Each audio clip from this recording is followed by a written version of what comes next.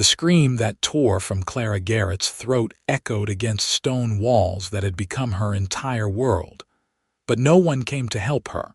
No one even paused to listen. She had been trapped in this cellar for 3 days now, maybe 4.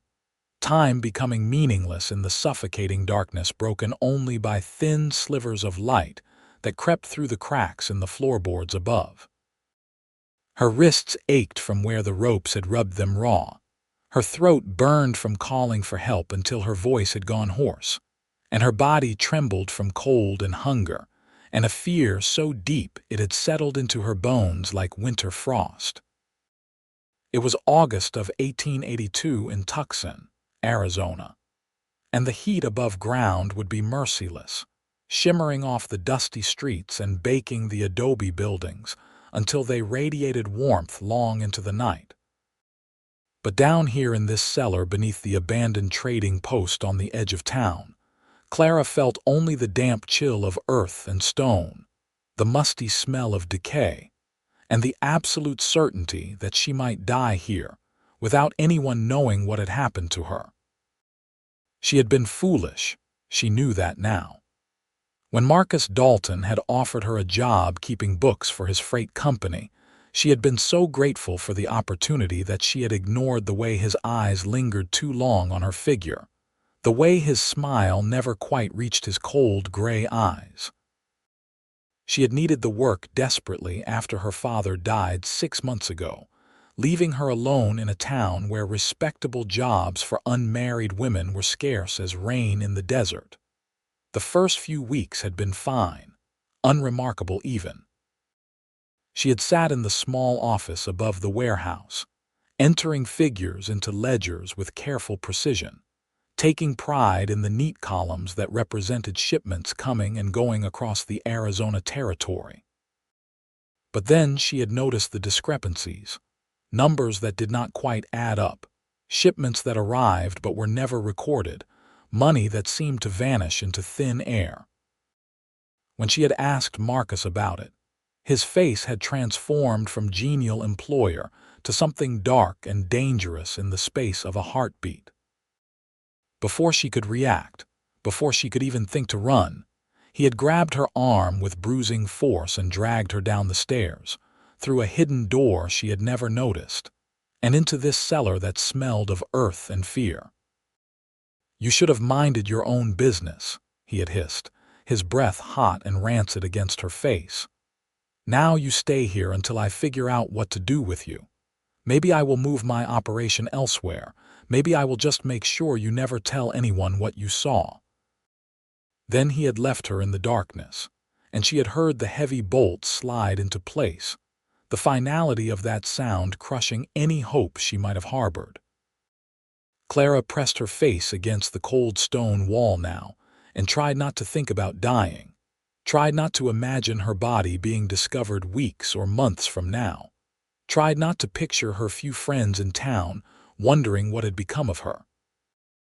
Sarah Henderson from the general store would worry, probably, and old Mrs. Chen who ran the laundry might ask around. But would anyone think to look here, in this cellar beneath a building that everyone assumed was empty? A sound from above made her freeze, her breath catching in her throat. Footsteps, heavy and deliberate, crossing the floor overhead. Her heart hammered against her ribs as she listened, straining to hear whether it was Marcus returning, whether this was the moment he had decided what to do with her. But these footsteps sounded different, purposeful in a way that Marcus's never had. And then she heard something else, a voice calling out, deep and strong. "Hello? Anyone here?" Clara tried to scream, but her damaged throat produced only a strangled croak. She pounded her bound hands against the stone floor, desperate to make any noise that might carry through the thick boards above. The footsteps paused, then moved more quickly, seeming to search. She heard furniture being moved, the sound of boxes being pushed aside, and then suddenly the footsteps were directly overhead, right above the hidden door that led to her prison. "Please," she managed to rasp out, putting every ounce of strength she had left into the word. Help me." The footsteps stopped completely. For a terrible moment, Clara thought she had imagined the whole thing, that desperation and hunger had finally driven her mind to create phantoms. But then the voice came again, closer now, urgent. "Where are you? Keep making noise." She pounded the floor again, kicked at the stone walls, made every sound she could manage. Above her, she heard the scrape of something heavy being dragged across wood.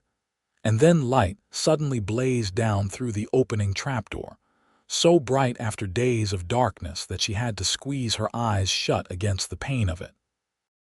"Jesus Christ," the voice breathed, and then someone was coming down the stairs, boots hitting the wooden steps quickly. When Clara finally managed to open her eyes, squinting against the light, she saw him.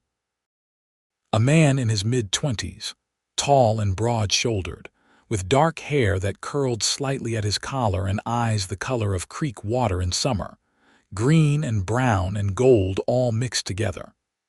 He wore dusty trail clothes, a worn leather vest over a cotton shirt, and a gun belt slung low on his hips. But it was his face that caught her attention, the expression of horror and compassion that transformed his sun-weathered features as he took in her condition. "Who did this to you?" he asked, his voice rough with barely controlled anger as he knelt beside her and pulled a knife from his belt to cut through the ropes binding her wrists. "Marcus Dalton," she whispered, her voice breaking on the name. "He owns the freight company. I worked for him. I saw things in the books, things that were not right." The man worked quickly but carefully, slicing through the ropes and then gently examining her raw wrists, his touch surprisingly tender for someone with such calloused, work-roughened hands. "How long have you been down here?" 3 days, maybe 4. I lost track." His jaw tightened, a muscle jumping beneath the stubble that shadowed his face. "Can you stand?" Clara tried, but her legs had gone weak from disuse and lack of food, and she would have collapsed if he had not caught her, one strong arm wrapping around her waist to support her weight. "Easy now," he said softly. "I have got you. Let me carry you up." Before she could protest, before she could even process what was happening, he had scooped her up in his arms as though she weighed nothing at all. She should have felt embarrassed, should have insisted she could manage on her own.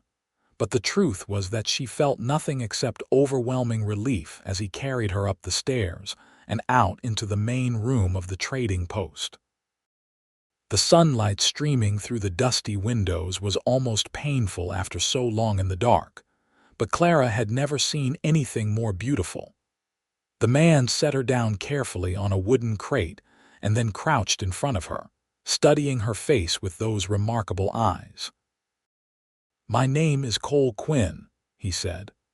"I am a ranch hand from up near Phoenix, just passing through Tucson on my way to Mexico. Thought I heard something strange when I was riding past this building.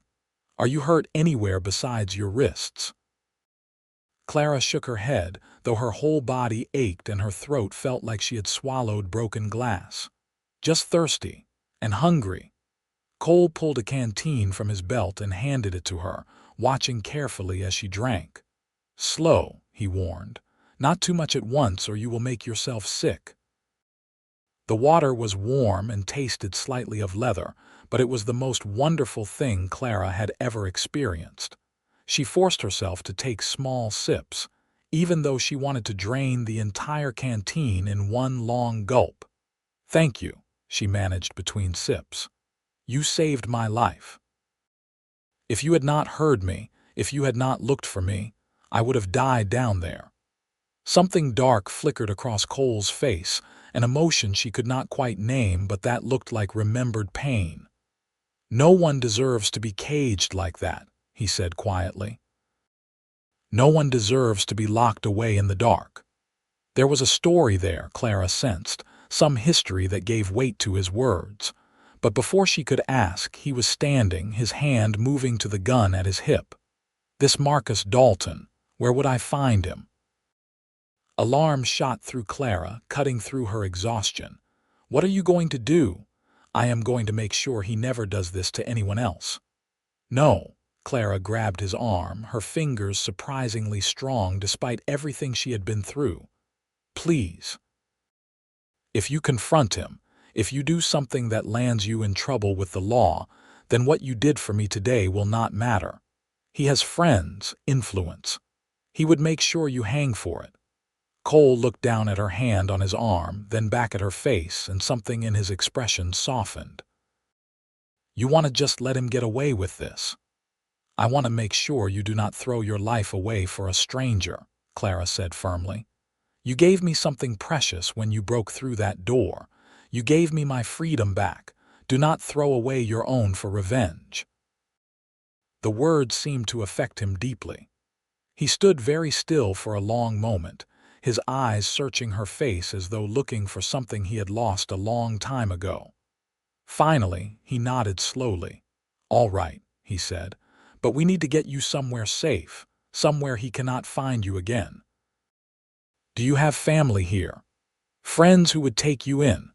Clara thought of her small circle of acquaintances in Tucson, kind people but none she felt comfortable imposing on with this kind of danger.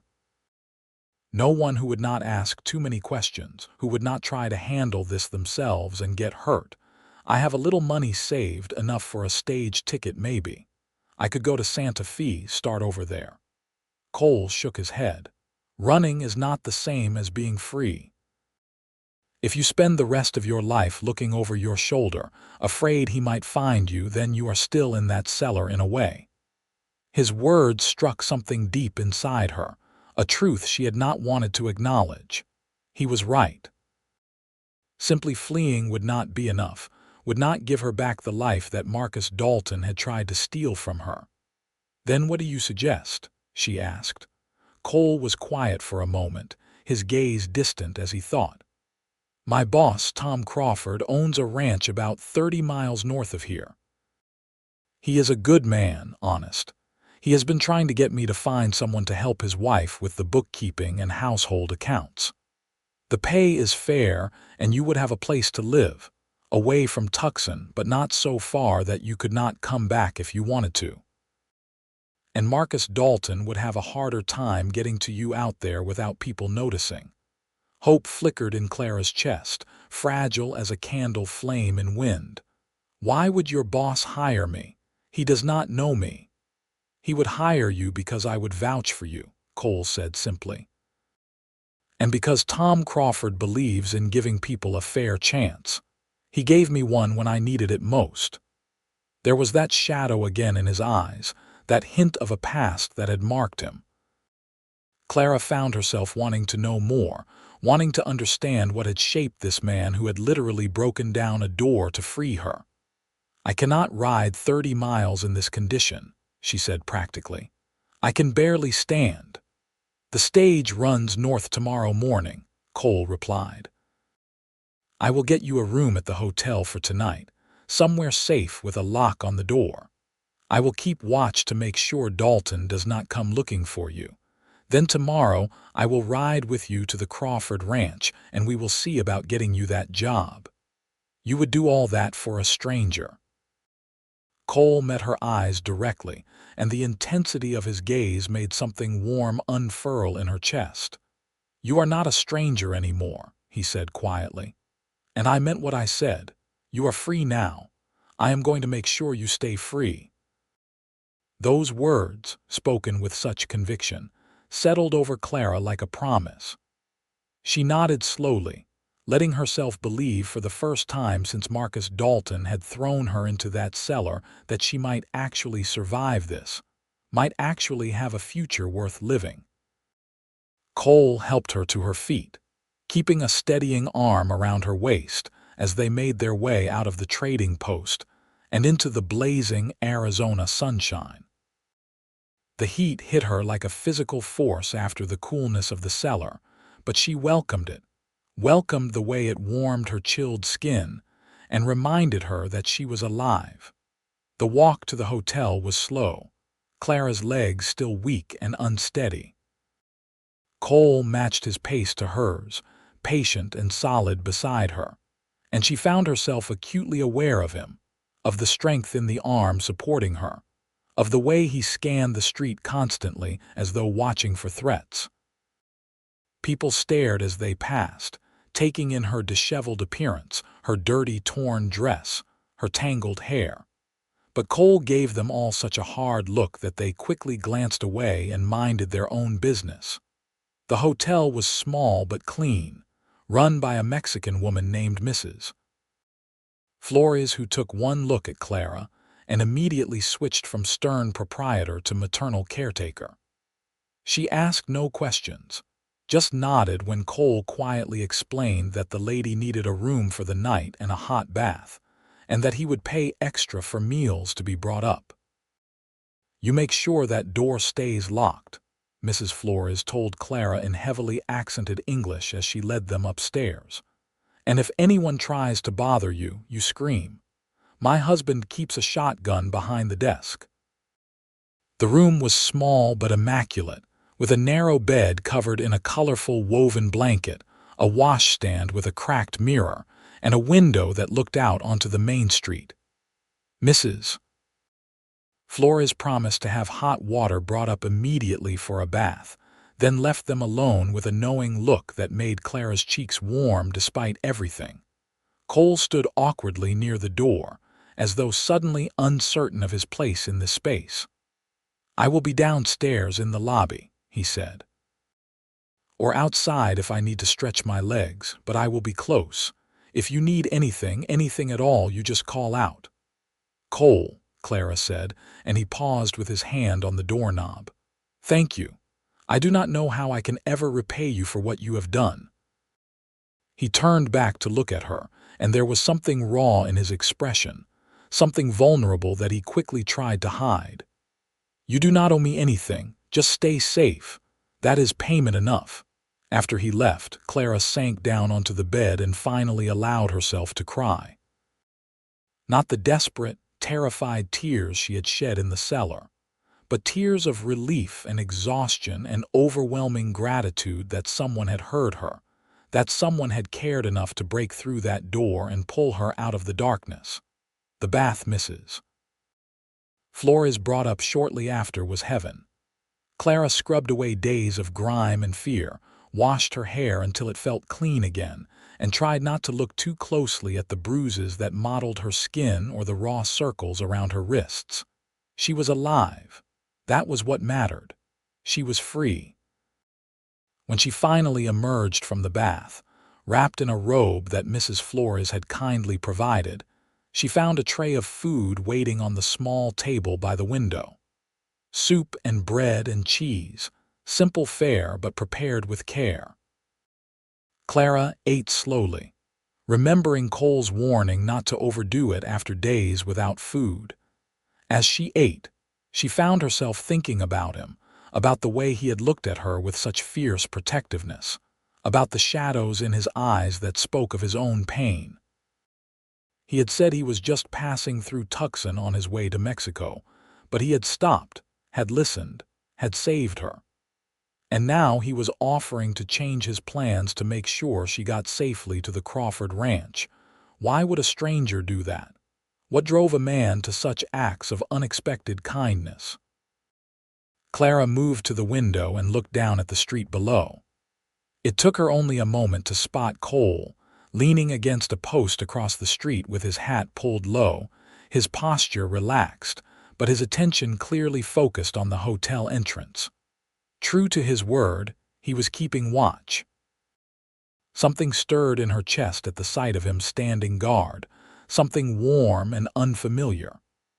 She pushed it away, telling herself it was just gratitude, just the natural response to someone who had saved her life.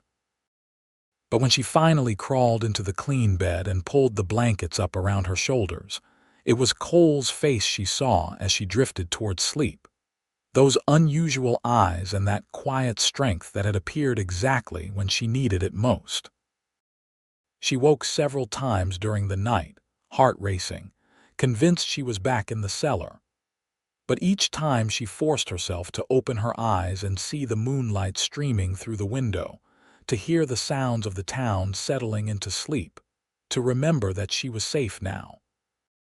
Cole had promised she was free, and somehow she believed him. Morning came bright and hot, sunlight flooding through the window and warming the room. Clara washed and dressed in the clean clothes Mrs. Flores had mysteriously provided, a simple cotton dress in pale blue that fit reasonably well and made her feel almost human again. Her wrists were still raw and her body still ached, but she felt stronger, more herself. A knock at the door made her tense until Cole's voice came through the wood. "Clara, it is me. I brought breakfast."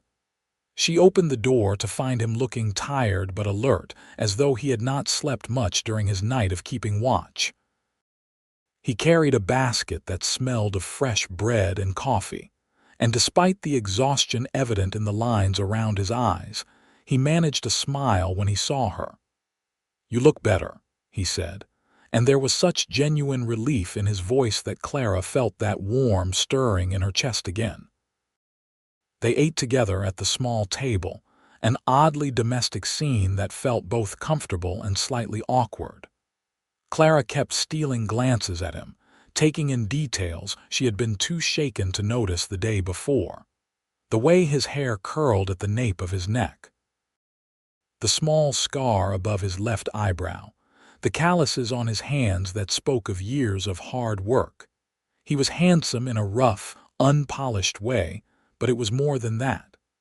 There was a steadiness to him, a quiet integrity that made her feel safe in a way she had not felt since her father died. "The stage leaves in an hour," Cole said as they finished eating. "I already bought the tickets. It is about a 6-hour trip to the station nearest the Crawford Ranch, and from there it is maybe an hour's ride to the ranch itself. I have got horses arranged." Clara nodded, trying to ignore the flutter of nerves in her stomach. "What if your boss does not want to hire me? What if he thinks I am trouble?" "Tom Crawford is not like that," Cole assured her. "And his wife Helen is one of the kindest people I have ever met. They will give you a fair chance." That is all anyone can ask for. The ride north on the stage was long and dusty, the coach rattling over rough roads while the sun beat down mercilessly. But Clara did not mind. With each mile they put between her and Tucson, she felt the tight knot of fear in her chest loosen a little more. Cole sat beside her, occasionally pointing out landmarks or making quiet observations about the country they passed through. He did not push her to talk, did not pry into her story beyond what she had already told him, and she appreciated his respect for her privacy. As the day wore on, and the exhaustion of everything she had been through caught up with her, Clara found her head drooping. She jerked awake several times, embarrassed, but the third time it happened, Cole gently shifted so that her head could rest against his shoulder. "Sleep if you need to," he said quietly. "I will keep watch." It should have felt too intimate, too presumptuous, but instead it felt natural, safe. Clara let her eyes drift closed and allowed herself to rest against his solid warmth, lulled by the rocking of the stage and the reassuring presence of the man who had saved her. She woke when the stage rolled to a stop at a small way station, a collection of weathered buildings in the middle of vast open country. Cole helped her down from the coach, his hand warm and steady on hers, and led her to where 2 horses were waiting, already saddled. "You ever ridden before?" he asked. "Some," Clara admitted. "My father had a horse when I was younger, but it has been a while." "This is Rosie," Cole said, patting the neck of a gentle-looking bay mare. "She is calm, easy. She will take care of you. Just follow my lead and you will be fine." Mounting was awkward, her sore muscles protesting, but Clara managed to settle into the saddle with only a little help from Cole. He swung onto his own horse, a tall black gelding, with the ease of someone who had spent half his life in the saddle. The ride to the Crawford Ranch took them through country that was harsh and beautiful in equal measure. Red rock formations rose against the blue sky, ancient and majestic. Sagebrush dotted the landscape, filling the air with its sharp, clean scent. In the distance, mountains shimmered in the heat, purple shadows against the horizon. Cole rode slightly ahead, but he kept looking back to check on her, his expression watchful. They did not talk much, both focused on the ride, but the silence between them felt companionable rather than awkward. Clara found herself studying him, the easy way he sat his horse, the way he seemed to belong out here in this wild country. "Why were you going to Mexico?" she asked finally, curious. Cole was quiet for a moment and she thought he might not answer. Then he said, "Running, I suppose. From things I did not want to face." "What changed?" He glanced back at her and there was something searching in his look. "I heard someone calling for help, made me realize that running does not solve anything, it just moves the pain around." "What were you running from?" Another long pause. "Then, prison. Not like you think, though. I was not locked in a cell, but I might as well have been. My father owns a ranch up near Phoenix, a big spread. He always expected me to take it over one day, to be exactly what he wanted me to be, but I did not want that life. I wanted to make my own way, choose my own path. We fought about it for years, until finally I just left. Signed on with Tom Crawford as a regular ranch hand, using just my first name so my father could not track me down. Been working there for about 3 years now." "Does your father know where you are?" "I do not think so, and I aim to keep it that way. The Crawford Ranch is far enough from Phoenix that news does not travel much between the two places." Clara thought about that, about the courage it must have taken to walk away from wealth and expectations to make his own way. It explained the calluses on his hands, the easy competence with which he handled physical labor. He was not just playing at being a ranch hand. He had chosen this life deliberately. "So we are both starting over," she said softly. Cole looked back at her again, and this time he smiled, a real smile that transformed his face and made him look younger, less burdened. "I guess we are." The Crawford Ranch came into view as the sun was beginning to sink toward the horizon, painting the sky in shades of orange and pink. It was smaller than Clara had expected, not one of the massive spreads that dominated this part of Arizona, but it looked well-maintained and prosperous. A large house built of adobe and wood stood at the center, with a barn, stables, and several other outbuildings arranged around it. Cattle dotted the surrounding pastures, and Clara could see several men working near the corrals. A woman emerged from the house as they rode up, shading her eyes against the low sun. She was perhaps 40, with graying brown hair pulled back in a practical bun and a kind face lined with laugh lines. When she saw Cole, her expression lit up with genuine pleasure. "Cole Quinn, we were starting to worry about you," she called out. "You said you would be back 3 days ago."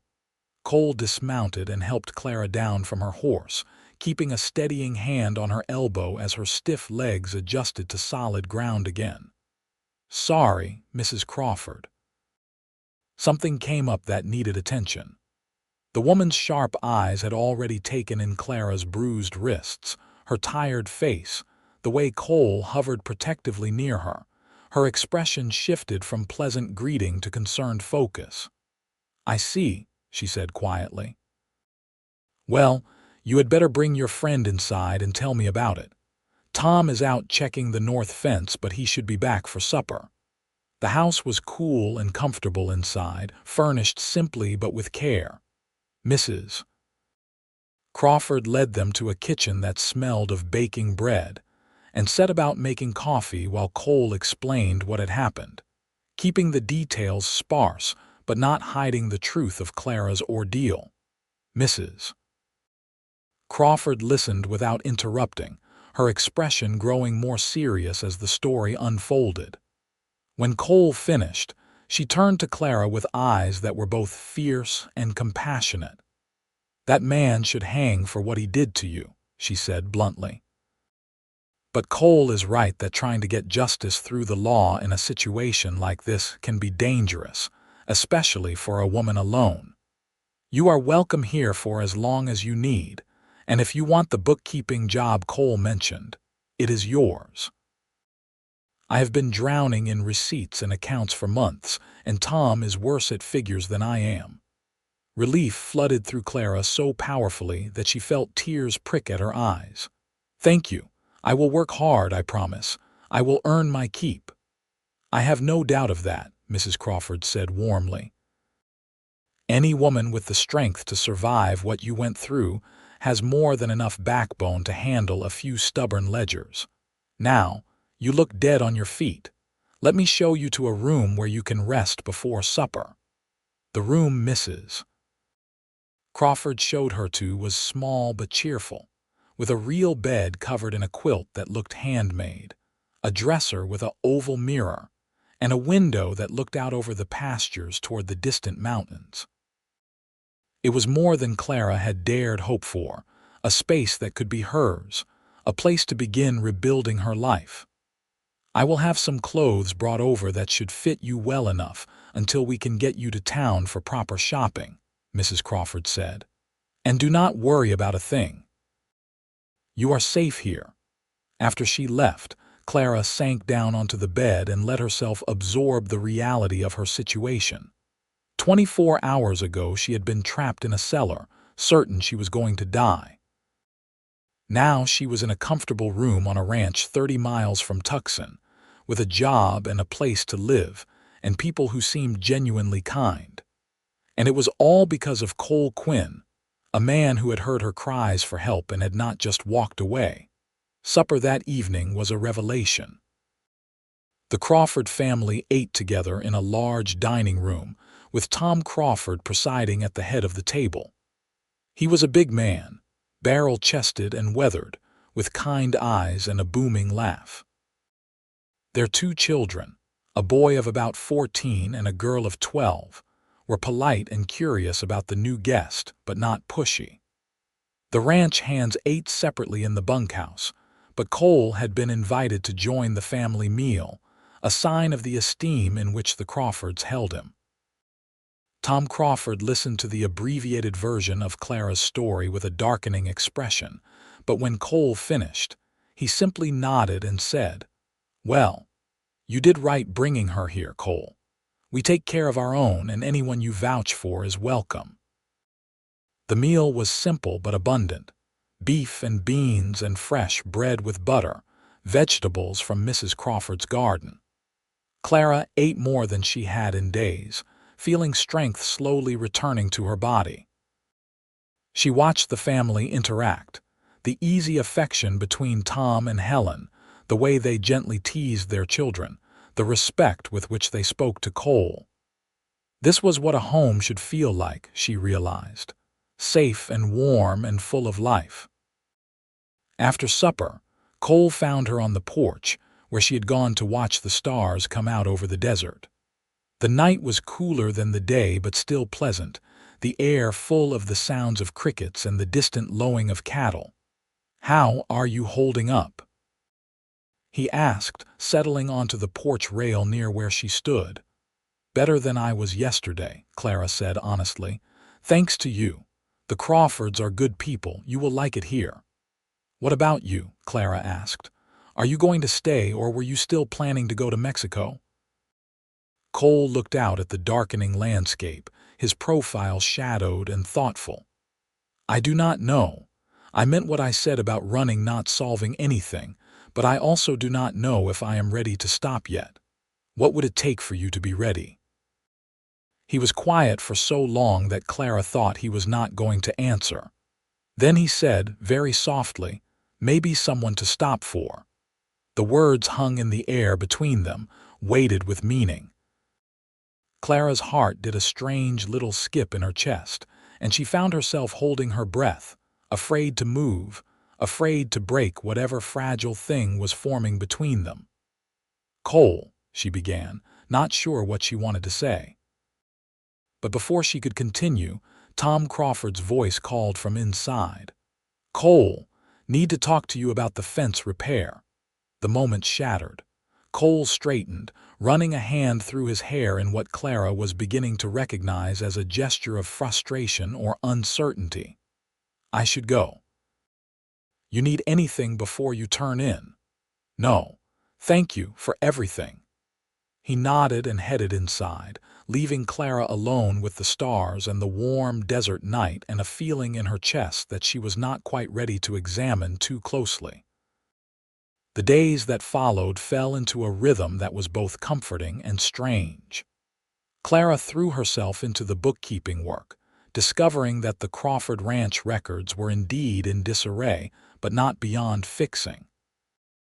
She spent her mornings in the small office off the main house, entering figures and organizing receipts and creating systems that would keep everything running smoothly. It was work she was good at, work that made her feel useful and valued. In the afternoons, she helped Mrs. Crawford with various household tasks, learning to cook properly for the first time in her life and finding she enjoyed it. The older woman was patient and kind, answering Clara's questions about ranch life and sharing stories about the years she and Tom had spent building their home here. And always, she was aware of Cole. He worked with the other ranch hands during the day, mending fences and tending cattle and doing the 100 other tasks that kept a ranch running. But Clara found her gaze drifting to him often, watching the way he moved with easy competence, the way he interacted with the other men with quiet authority, despite being younger than most of them. He sought her out in the evenings, joining her on the porch after supper or finding her in the office when she worked late on the books. They talked about everything and nothing, sharing pieces of their lives in the careful way of people who were beginning to trust each other, but were not quite ready to be fully vulnerable. Clara learned that Cole loved this land, that he had a gift with horses that bordered on magical, that he read poetry when he thought no one was looking. Cole learned that Clara had taught herself bookkeeping from her father's ledgers, that she loved thunderstorms, that she sometimes woke in the night still feeling the cold stone walls of the cellar closing in around her. On those nights when the nightmares came, Clara would find him on the porch, as though he somehow knew she needed company. He never asked about the dreams, never pushed her to talk about the trauma she had endured. He would just sit with her in companionable silence, his presence a steady reminder that she was safe, that she was free. 3 weeks after Clara arrived at the ranch, Tom Crawford announced that he needed to make a trip into Prescott, a larger town about 40 miles northwest, to arrange the sale of some cattle. Helen wanted to go along to shop for supplies, and they invited Clara to join them. "It would do you good to get out a bit," Helen said kindly. "And we could get you some proper clothes that actually fit right. No offense to my old dresses, but they are not exactly stylish." Clara hesitated, the thought of leaving the safety of the ranch filling her with unease. But she also knew that Helen was right. She could not hide here forever, could not let fear dictate her life. "I will go," she said, surprising herself with the firmness in her voice. Cole found her later that afternoon while she was hanging laundry in the yard, the sheets snapping in the hot breeze. "Heard you are going to Prescott. Mrs. Crawford thinks I need to get out more. She is probably right." He paused, then added, "I am coming with you. Tom wants me to help negotiate the cattle sale." Relief washed through Clara, stronger than she wanted to admit. The trip would be easier with Cole there, even if she was not entirely sure why his presence mattered so much. The journey to Prescott took most of a day, the wagon loaded with goods to sell, and the 4 of them packed onto the bench seat. Tom drove, with Helen beside him and Clara and Cole squeezed together in the remaining space. The close quarters meant Clara was constantly aware of Cole beside her, of the warmth of his body, of the way he steadied her with a hand at her back when the wagon hit rough spots in the road. Prescott was larger than Tucson, more established, with wide streets and solid buildings that spoke of permanence and prosperity. They found lodging at a hotel and spent the next day conducting business. Tom and Cole met with cattle buyers while Helen took Clara shopping, outfitting her with several simple but well-made dresses, a good pair of boots, and various other necessities. "You have been a godsend to me," Helen said as they walked through the shops. "The books have never been so organized, and Tom says we are actually making money this year instead of just breaking even. I do not know what we did before you came." "You gave me a life when I had lost everything," Clara said quietly. "That is worth more than any bookkeeping I could do." Helen squeezed her hand gently. "You made a life for yourself, dear. We just provided the opportunity. There is a difference." That evening, the four of them ate supper at a restaurant, a rare treat that felt almost decadent after weeks of ranch meals. Afterward, Tom and Helen decided to attend a church social, but Clara begged off, feeling suddenly exhausted by the noise and crowds of the town. "I will walk her back to the hotel," Cole offered, and Clara felt that now familiar flutter in her chest at the prospect of time alone with him. The evening air was pleasant as they walked through the streets, the setting sun painting the buildings in shades of gold and amber. They passed saloons with music spilling out into the street, shops closing up for the night, families heading home after a day in town. "You did well today," Cole said as they walked. "I know being in town again must have been hard for you."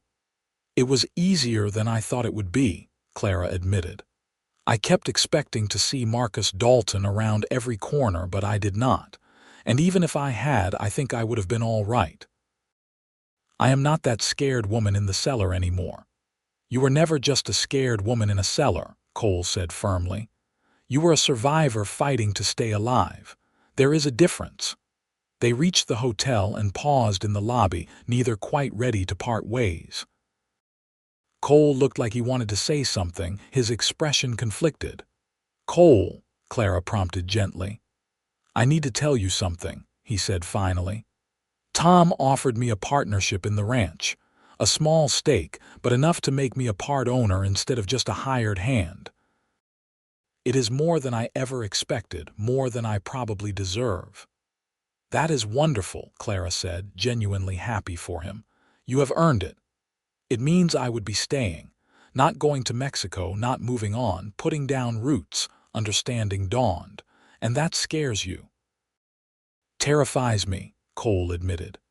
"What if I fail? What if I am not good enough, not strong enough? What if my father finds out where I am and tries to drag me back?" Clara reached out and took his hand, a bold gesture that surprised them both, but she did not let go. "You are one of the strongest people I know, Cole Quinn. You saved my life. You gave me hope when I had none. If you can do that for a stranger, imagine what you could do with a place that is truly yours." His fingers tightened around hers, and when he looked at her, there was something raw and vulnerable in his eyes. "You are not a stranger, not anymore. You have not been a stranger for a long time."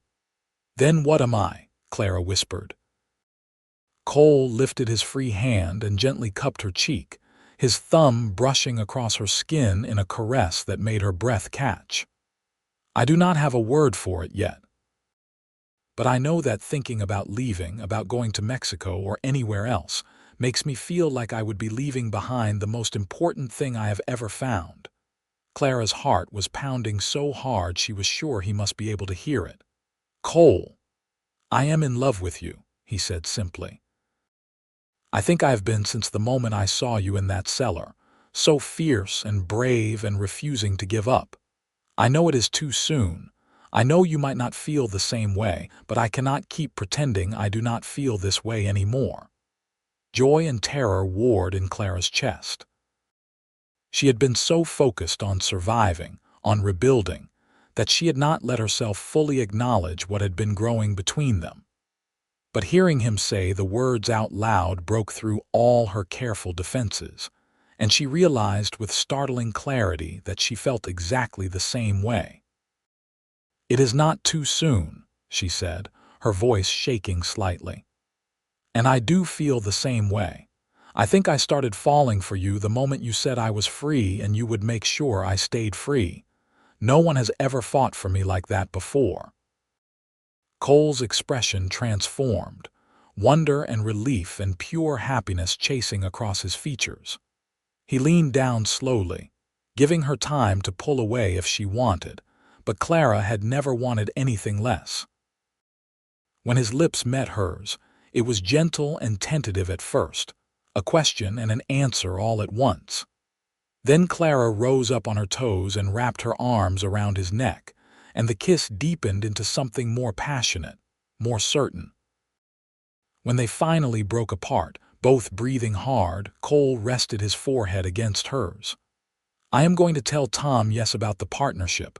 I am going to stay and build something here, and if you will let me, I would like to build it with you." "Yes," Clara said without hesitation. "Yes to all of it." They stood there in the hotel lobby, holding each other and grinning like fools, until the desk clerk cleared his throat meaningfully and reminded them that there were other guests trying to get by. Laughing, they separated reluctantly, but Cole caught her hand one more time before she headed upstairs. "Sleep well, Clara. Tomorrow we start planning our future." Clara floated up the stairs to her room, her heart so full of happiness she thought it might burst. She had come to Arizona broken and afraid, had survived horrors she would carry with her always. But she had also found something she had never expected, a man who saw her not as a victim to be pitied, but as a partner to be cherished. The trip back to the Crawford Ranch the next day felt different, infused with new possibility. Tom and Helen had clearly noticed the change between Clara and Cole, the way they could not stop smiling at each other, the way their hands kept finding each other's whenever they thought no one was looking. Helen looked pleased, while Tom just grinned and shook his head.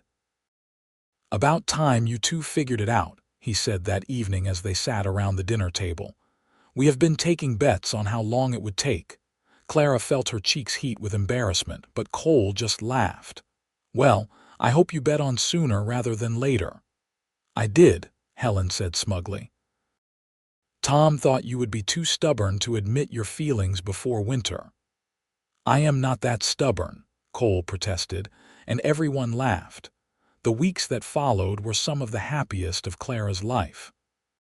She continued her work on the ranch books, but now she also spent time learning about the ranch operation itself, understanding the business side of cattle ranching and land management.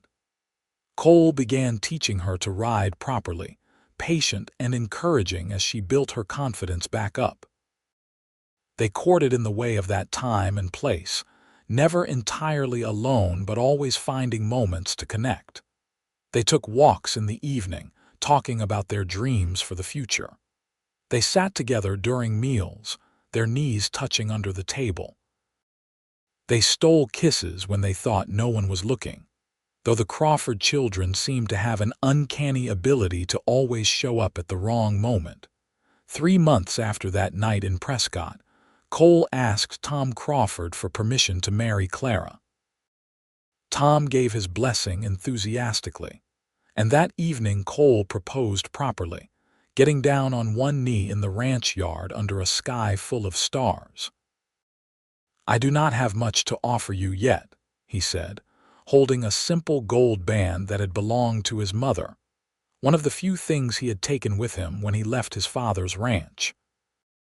"But I promise I will spend every day for the rest of my life making sure you are happy, making sure you are free, making sure you know how deeply you are loved." Clara pulled him to his feet and kissed him thoroughly before saying yes, and the ranch erupted in cheers as the hands who had been watching from the bunkhouse celebrated the news. They were married in early December of 1882, in a simple ceremony at the small church in the nearest town. Helen helped Clara make her dress, a beautiful creation of cream-colored silk that made her feel like a princess. Tom walked her down the aisle, her father's absence a small ache in her heart but bearable in the face of so much joy. Cole stood at the front of the church looking nervous and handsome in a new suit, his eyes fixed on her with such love and devotion that Clara felt tears prick at her eyes. When the minister asked if she took this man to be her lawfully wedded husband, she said yes with absolute certainty, her voice clear and strong.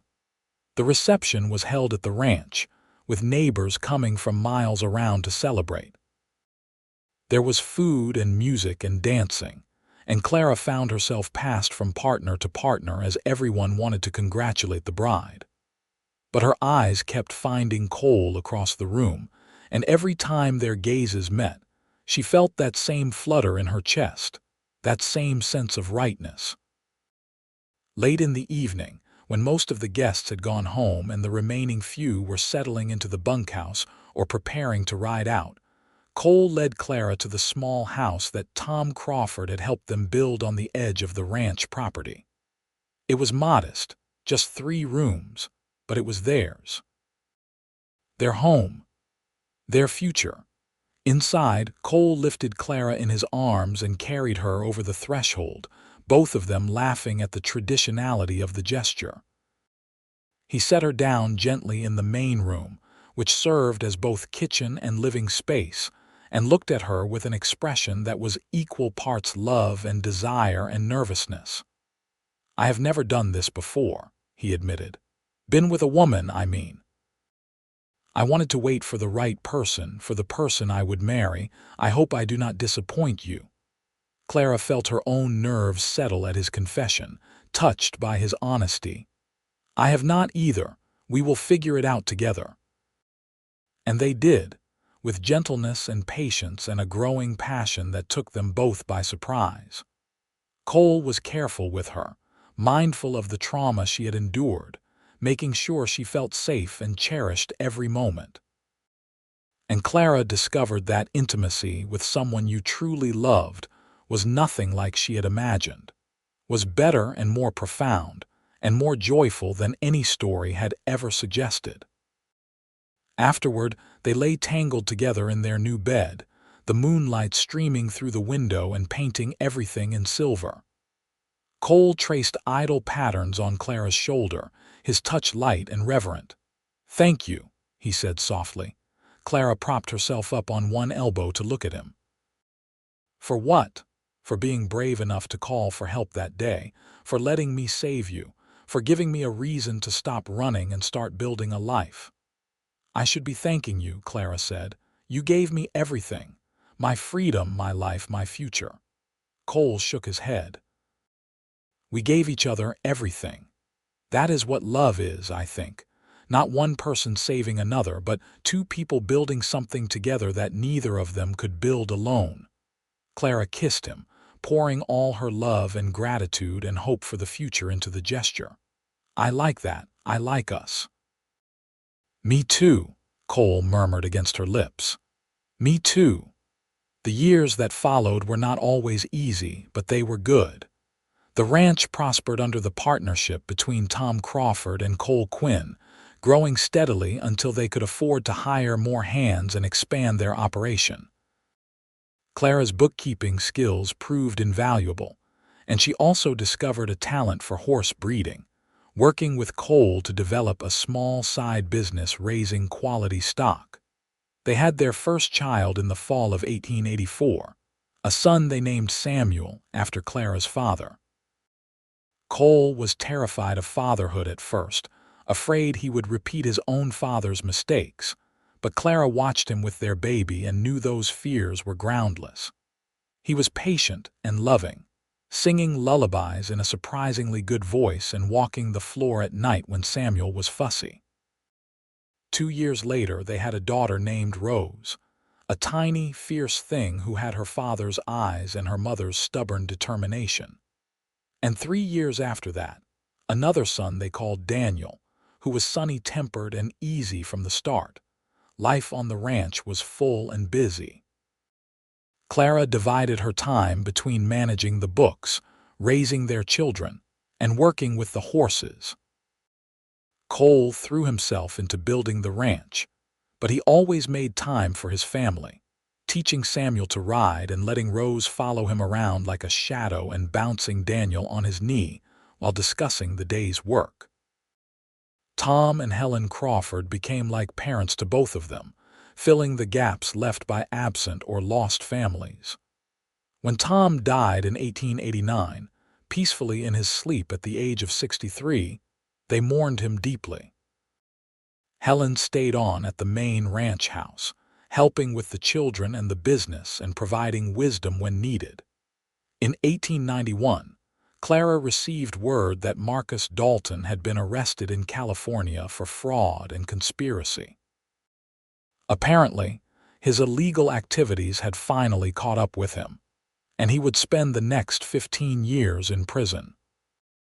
Clara felt a strange sense of closure at the news, though it was tempered by the knowledge that justice had come too late for her and possibly for other women he had hurt over the years. Cole held her that night as she cried, not for the man who had hurt her but for the scared young woman she had been, trapped in darkness and certain she would die. "You survived," he reminded her gently. "You survived and you built a beautiful life. That is the best revenge there is." By 1895, the ranch was one of the most successful in the territory, and Cole and Clara owned it outright after buying out Helen's share when she decided to move to California to be near her daughter. They renamed it the Free Rein Ranch, a nod to the words Cole had spoken to Clara that day he saved her from the cellar. Their children grew strong and healthy, each one inheriting different traits from their parents. Samuel had Clara's head for numbers and Cole's way with horses. Rose had her mother's determination and her father's protectiveness. Daniel had both parents' kindness and an artistic streak that surprised everyone. On their 15th wedding anniversary, Cole took Clara riding out to their favorite spot, a small rise overlooking the ranch with a view of the mountains in the distance. They sat together on a blanket, watching the sun set and painting the sky in shades of gold and crimson. "Do you ever think about that day?" Cole asked. "The day I found you."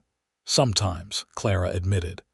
"Usually when I wake up from nightmares, but they are less frequent now, and when they come, I remember that you were there. You broke through the door and gave me my life back." "You gave me my life too," Cole said.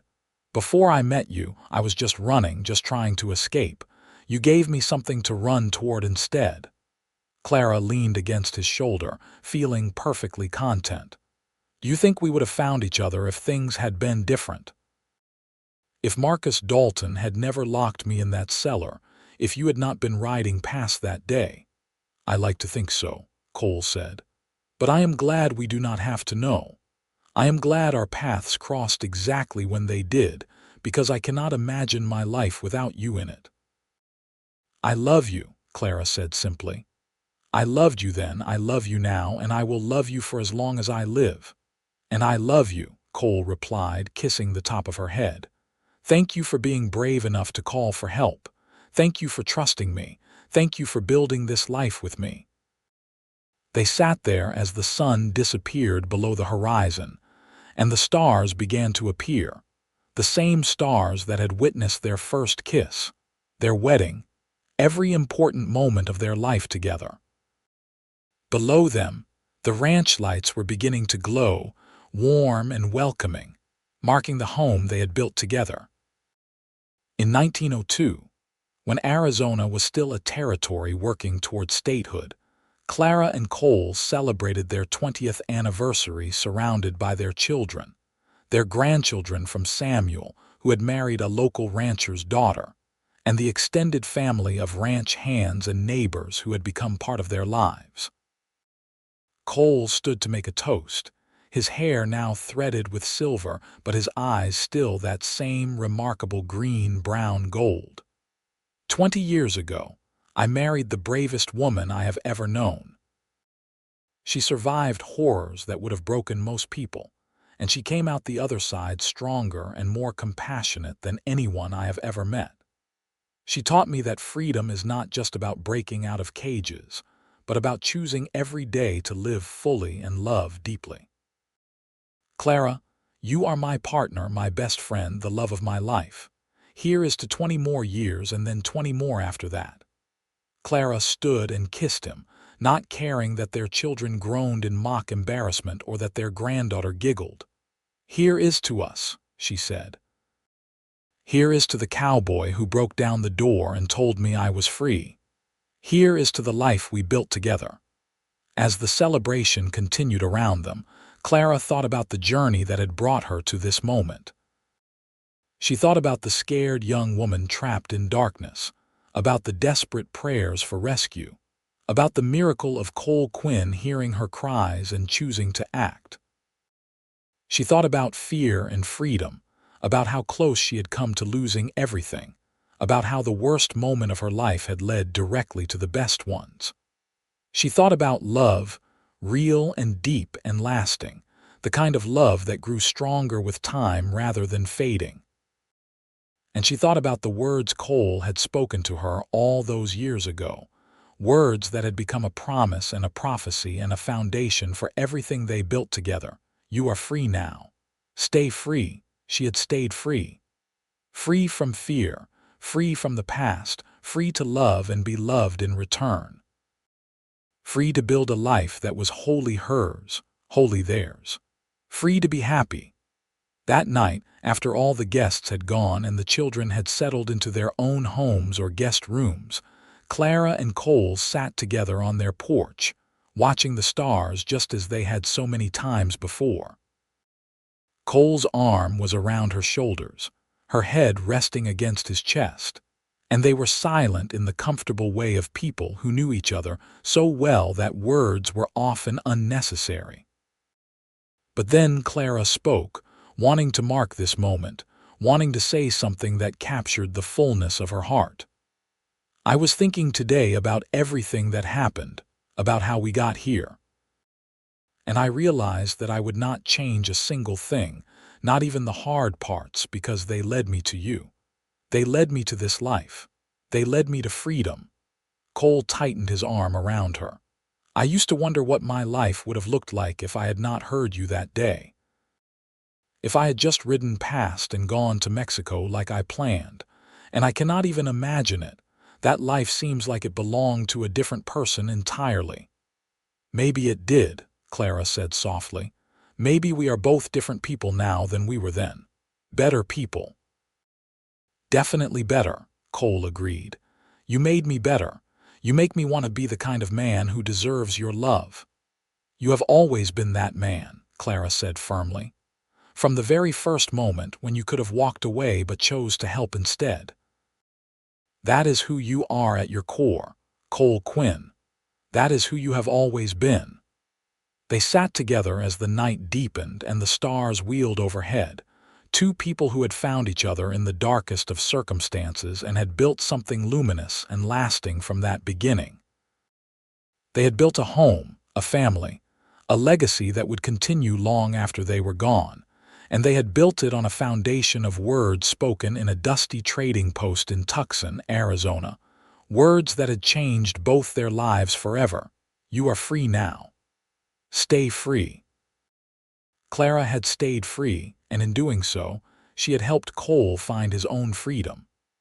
Together, they had learned that freedom was not just the absence of chains or locked doors, but the presence of love and purpose and the courage to choose your own path, no matter where it led.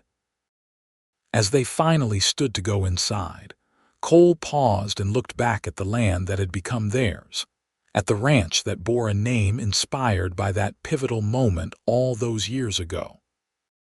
The Free Reign Ranch stood as a testament to survival and love, to second chances and new beginnings, to the power of one person hearing another's cry for help and choosing to answer.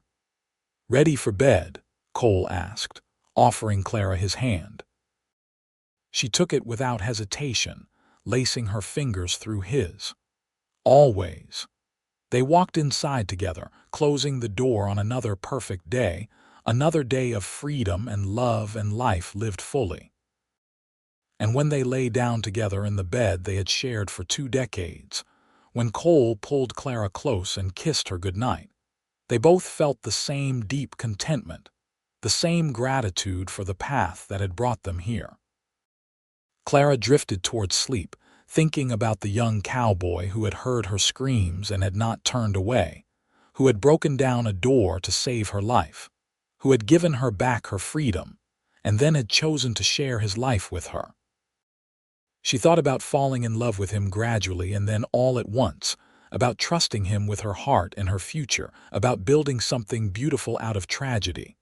And her last thought before sleep claimed her was simple and true and filled with wonder. "I am free. I am loved. I am home."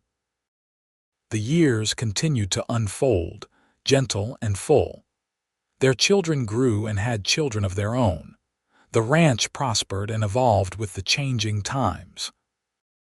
Arizona achieved statehood in 1912.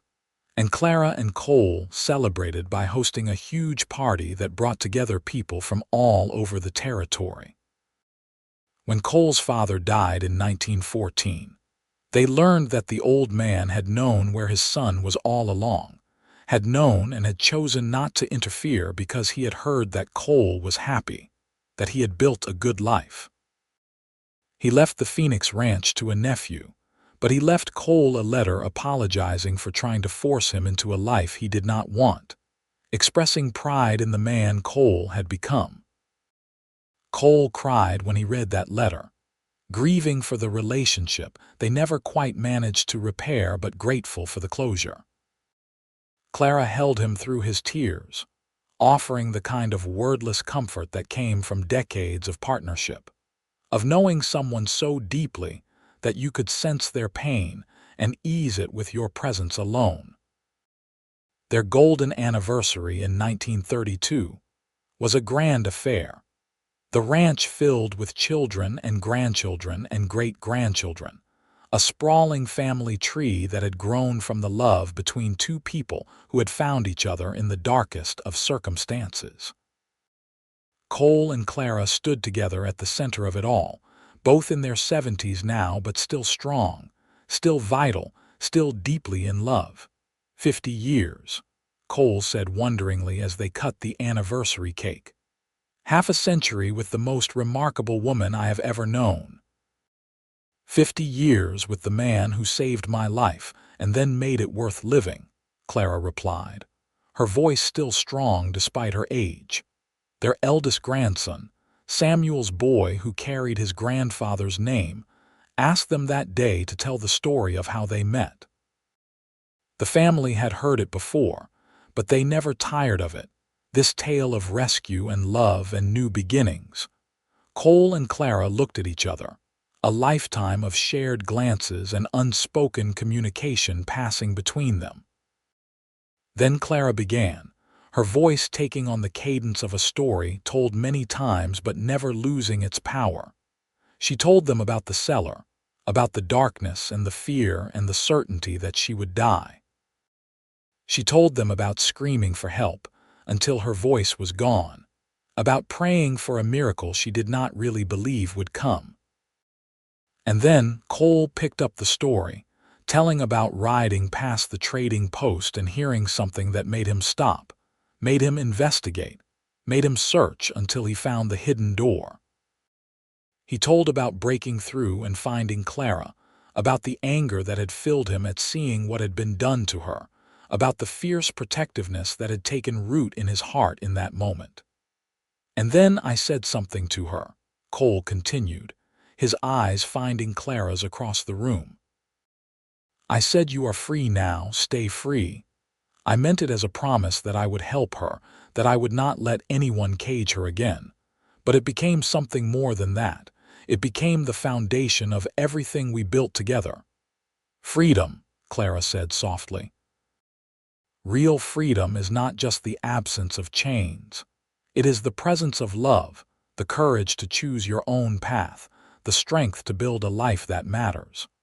Cole gave me my freedom that day, and then he chose to share his life with me. He chose to build something beautiful with me. And that choice, made over and over again every day for 50 years, that is what made our life together so wonderful. There was not a dry eye in the room as Clara finished speaking. Their family sat in reverent silence, absorbing the weight of this story that had shaped all their lives, that had created the family tree they were all part of. Later that evening, as the celebration wound down and family members began preparing to depart or settle in for the night, Cole took Clara's hand and led her outside one more time, to the porch where they had spent so many evenings over the decades. The Arizona night was clear and cool, the stars brilliant overhead. They stood together looking out at the ranch, at the home they had built, at the legacy they would leave behind. "You have any regrets?" Clara asked quietly. Cole thought about it seriously, giving the question the consideration it deserved. Then he shook his head. "Not a single one. Every choice I made led me to you, led me to this life. How could I regret any of that?" "I used to have nightmares about that cellar," Clara admitted. "Even years later, even when I was happy, I would dream about being trapped in the dark. But I have not had that dream in years now. I think it is because I finally understand that the cellar was not the defining moment of my life. You were. Us together, that was the defining moment."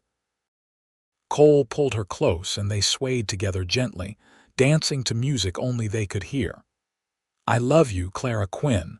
I have loved you since the moment I saw you refusing to give up, refusing to let fear win.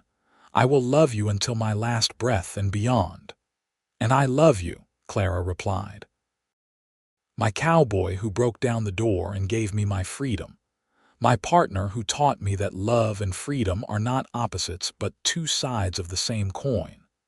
My best friend who made every day of the last 50 years an adventure." They stood there together under the stars, two people who had found each other against all odds and had built a life that was rich with love and meaning. They had faced challenges and weathered storms, had celebrated triumphs and mourned losses, had grown together instead of growing apart. And through it all, through every moment of their long life together, they had held fast to the promise implicit in those words spoken so long ago in a dusty trading post in Tucson: "You are free now. Stay free." They had stayed free. Free to love, free to grow, free to build a life that was wholly their own. And in that freedom, they had found everything that mattered. Cole and Clara lived out their remaining years in contentment and joy.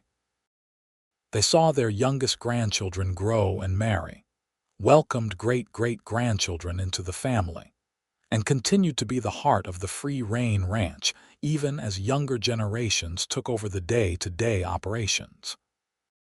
When Cole passed away peacefully in his sleep in the summer of 1938 at the age of 78, Clara grieved deeply, but without bitterness. They had been given 56 years together, 56 years of love and partnership and shared purpose. It was more than many people ever got, and she was grateful for every single day. She lived for 2 more years without him, surrounded by the family they had created, supported by the love they had built. And when she finally followed him in the spring of 1940, passing quietly in her sleep just as he had, the family laid them to rest together on a small hill overlooking the ranch, their graves marked with a simple headstone that bore their names, their dates, and a single inscription: "You are free now. Stay free." The Free Reign Ranch continued for generations, passed down through the family Cole and Clara had created. And with it passed down the story of how it began, the tale of a woman trapped in darkness and a cowboy who heard her cries for help and chose to answer. The story of how love can grow from tragedy, how freedom is something we choose every day, how the smallest acts of courage can change the entire course of a life. And though the years turned into decades and the decades into a century, though the world changed in ways Cole and Clara could never have imagined, their legacy endured. Not just in the ranch or the family or the material things they left behind, but in the lesson they taught through the example of their lives. That real freedom comes from love, that courage means choosing compassion over convenience, that the best things in life are built slowly and carefully by people who refuse to give up on each other. That sometimes the worst moments of our lives can lead to the best ones, if we are brave enough to keep calling for help and lucky enough to find someone who will answer.